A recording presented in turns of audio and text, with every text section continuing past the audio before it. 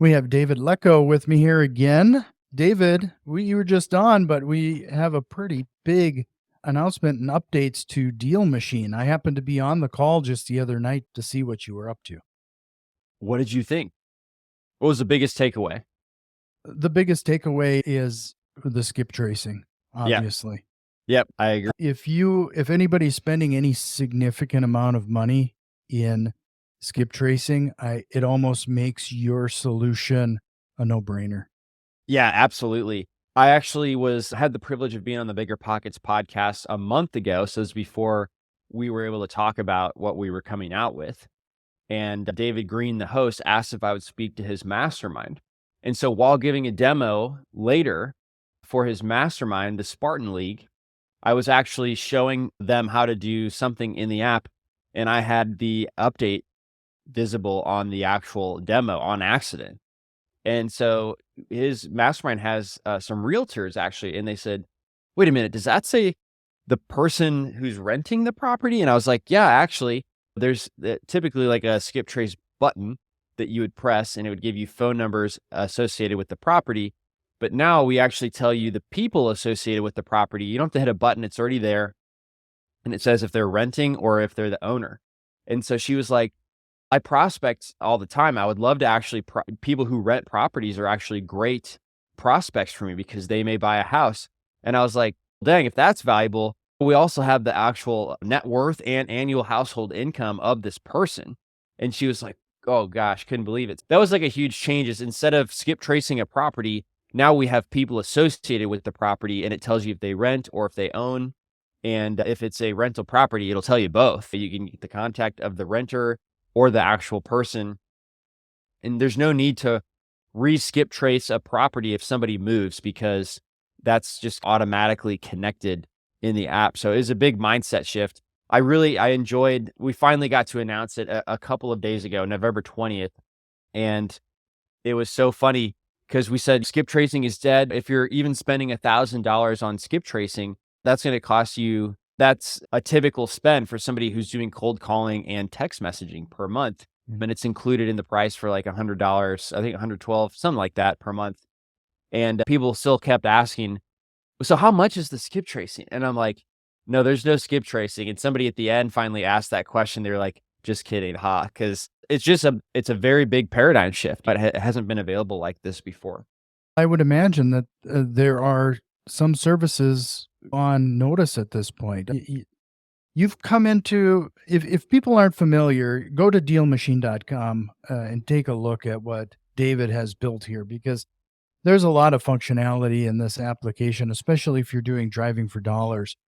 But the skip tracing aspect of it, I kept waiting for the shoe to drop as to what's the catch when it came Oh, to really? it. Yeah. There's no catch. Because there is no catch, but Right. I have to.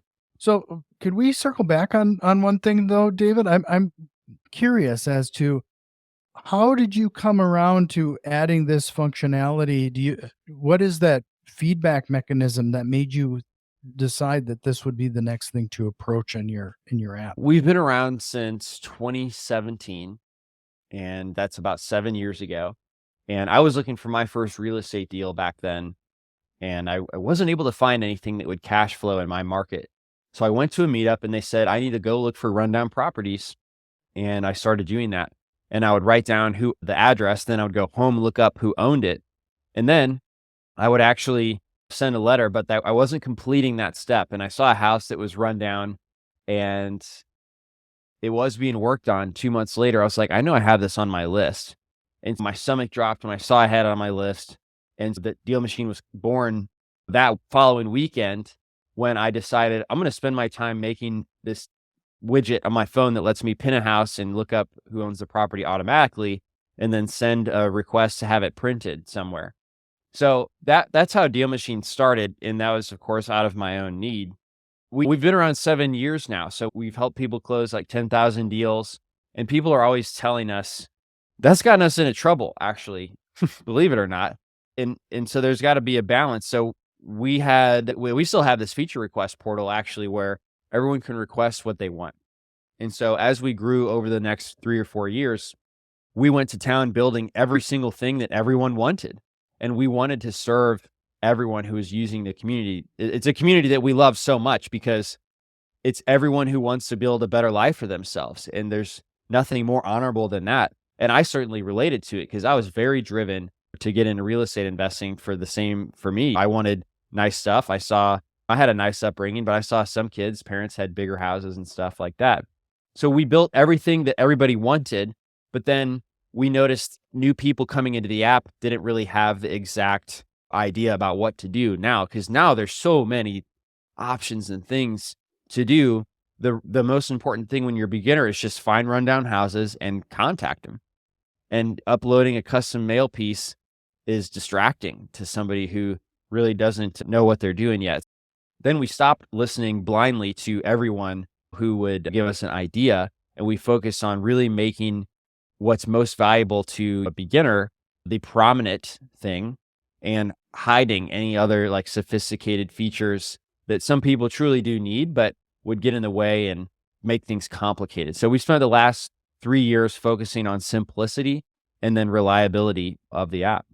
And I would say the skip tracing part has been a part of the DealMachine community for quite a while. And we have had skip tracing for, I would say, 5 years where you press the button, but we were never the solution that people would come to just to bulk upload a skip trace list. And I think we always wondered why.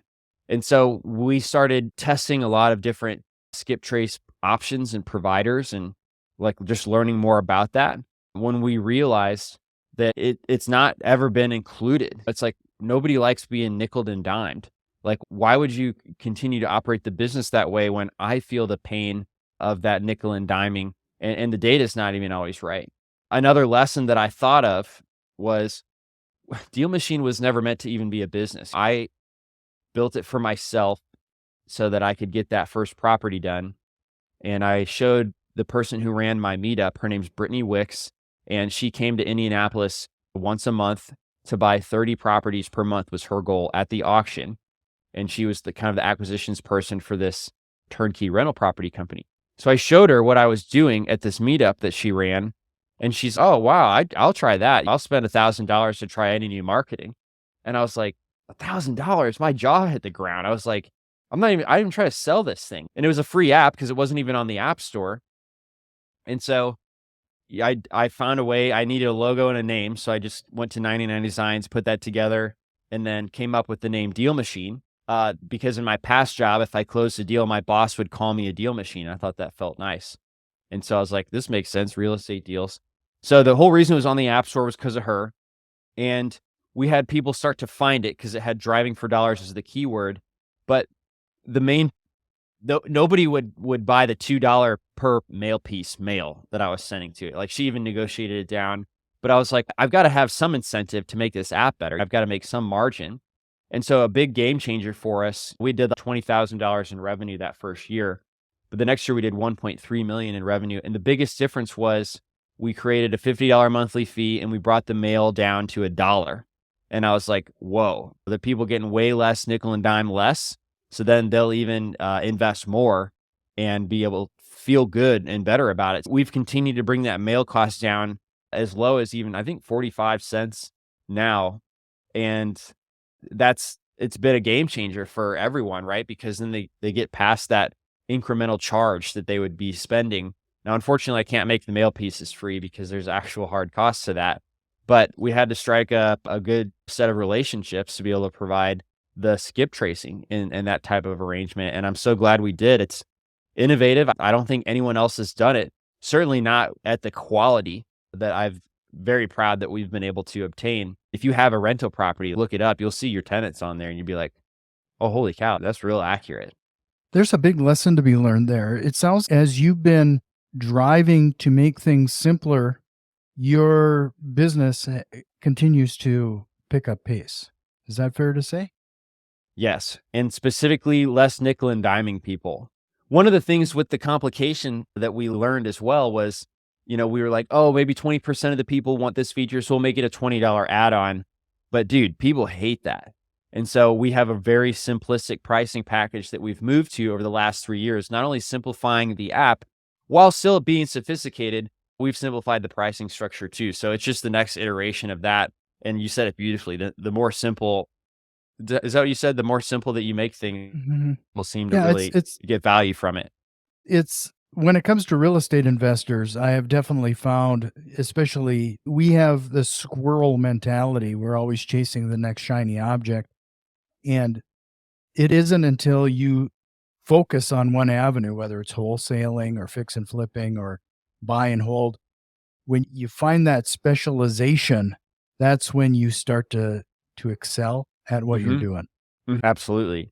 So I feel like we've definitely hit our stride 7 years in. Again, the level of excitement from the community feels like back in the early days when there was no driving for dollars app that let you send a postcard with their picture on it to the owner. So Mhm. it's definitely an exciting time.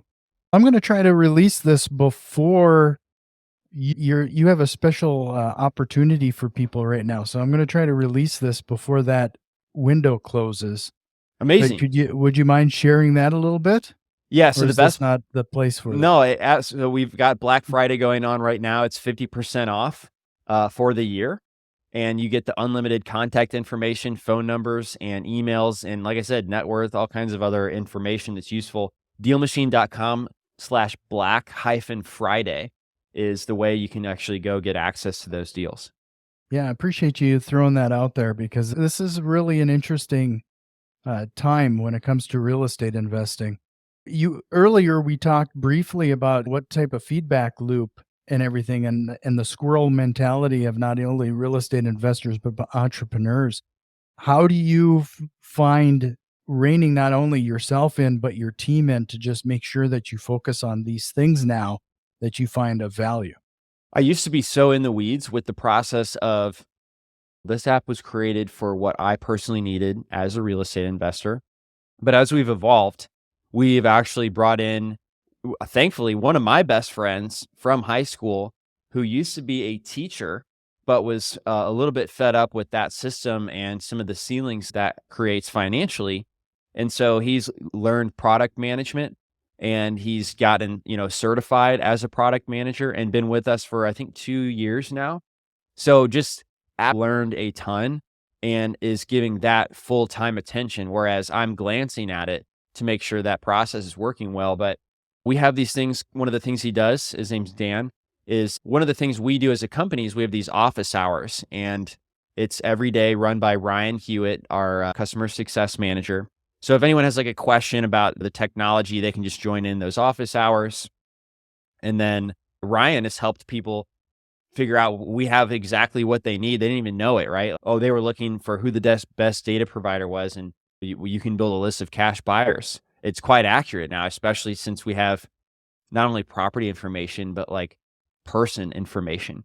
So that's helped people cut costs, cut other things they don't need. And so anyway, Dan, our head of product, he attends those office hours once a week as like part of what he does as his job so that he can listen in on those conversations and even ask a question like, "Oh, can you tell me more about that? What's the issue?" And one of the things that I thought Dan was really keen on is the most vocal customers are oftentimes the biggest operators. And even though they're the loudest voices, we and our mission is to give everyone the power of real estate investing. We're intentionally not building a very complicated tool that can serve a lot of niche you know what I mean? Like we're actually trying to make it easier for the everyday person to quit their W-2 job, replace that with wholesaling real estate and making it extremely simple and reliable way to do that. So he goes and seeks out people who are voices that are getting their start or maybe doing 10 deals a year rather than just listening to the loudest voices, which are serious people who still do use our platform. But he just has to remember that most people who use it aren't at that level. And that's our true mission is to help them. Yeah, did you have mentorship in the business world, or did you find this way naturally regarding defining this, like, this focus and your specific audience? Yeah, I've had 3 mentors, and one of them was I quit corporate to go work for an entrepreneur. And so I really liked working for him for 2 years, and that was a mentorship. I got paid to work at his company, but learned a lot. And then the second mentor that I ever had was Ramit Sethi, and he's not real estate related at all, but he had some great courses on how to start an online business. And one of the things that I got was like being very focused allows you to appeal to more people. Rather, if you're too broad, then you actually resonate with nobody. So it's very counterintuitive.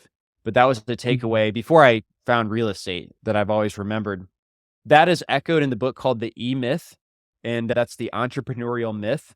And so I forgot that was one coach. I forgot they have a coaching program after you read the book, The E Myth. And so we went through and got really focused on who our company serves. And I would say one of the later mentors that I had, his name's Dan Martell.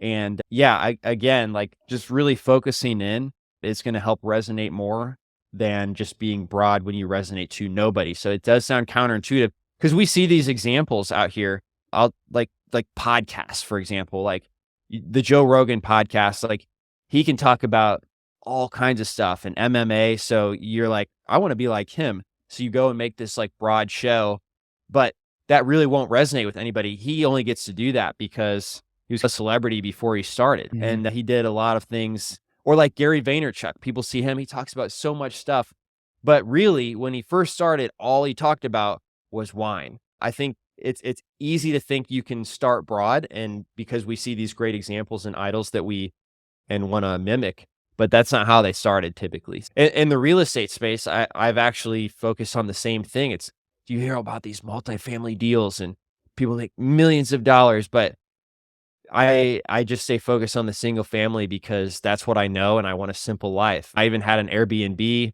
and some long-term rentals, but I realized that Airbnb business hinges on the cleaning person. It's a totally different thing than Mhm. long-term rentals. And then I had to create twice as many processes for that business and then for the long-term rental business, which means it was just not worth the overhead of having to develop that and check in on it. So I converted it back to a long-term rental and just have try to stay focused because I want to have a business that serves me rather than me getting crazy focused on all these businesses that have different processes, et cetera. No, that it's always so interesting that the more you focus on something, the more likely it's gonna grow. You recognize pretty quickly there that that Airbnb endeavor was a distraction at best. Yeah, it was when the hair got left on the pillow and the renter, what do you call it? The guest complained, The rightly guest so, yeah. but then the complaint and the bad review, it took away my superhost badge. So now I wasn't being recommended as much. And so therefore I was not getting nearly as much money. And yeah, it was my cleaning person's fault. And yeah, I could work with her to fix it, but that damage had already been done. So it's now what? Yeah, I just realized if I can maximize what I know and triple down on what I know, then that's going to put me in a good position rather than trying to diversify and creating more headaches for myself, more problems to solve. Well, do you dare share what's on the horizon here? Or you think you got the next thing already being planned out? Yeah, absolutely. So, one of the ways I started the presentation last Monday was with everything we've done in the past year. And if you look on Apple App Store or the Google Play Store at DealMachine, you'll see every 2 weeks we actually have a major update. Now, it's not like frustrating changing the way the app looks so that you don't know how to use it every 2 weeks, but it's really enhancing and simple and increasing the reliability, which is excellent over the last year, I will say, in terms of reliability and lack of bugs compared to previous years. We're doing significant things every year. So what we did this past year was you could point your camera at a house and it automatically will tell you who owns it and adds a lead. We added the virtual driving for dollars on your phone. So if you wanted to go drive and you have a job that you work during daylight, you can do that from anywhere, just as an example.